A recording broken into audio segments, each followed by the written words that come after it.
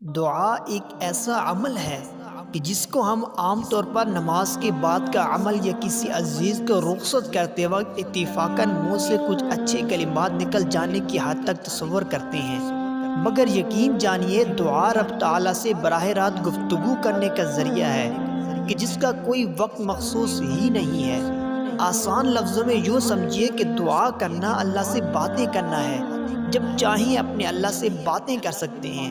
جو لمحہ آپ کا اچھا گزرے تو اللہ سے بات کر کے اس کا شکر ادا کیجیے، اور اگر کچھ خلاف مزاج اور پریشان کن کام ہو جائے تو اب بھی اللہ سے بات کر کے اللہ کی بارگاہ میں پناہ طلب کیجیے۔ جب کوئی بات بھی نہ ہو، نارمل حالات ہوں، تب بھی ہاتھ اٹھائیے اور اللہ سے بات کر کے آنے والے دنوں کی بہتری کا سوال کیجیے۔ بھلا یہ کیسے ہو سکتا ہے کہ اللہ بندے کو دعا کی توفیق بھی دے اور قبول بھی نہ فرمائے؟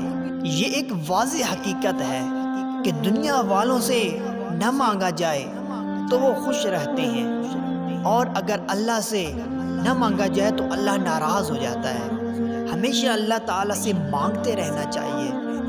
نبی علیہ الصلوۃ والسلام نے فرمایا کہ دعا مومن کا ہتھیار ہے۔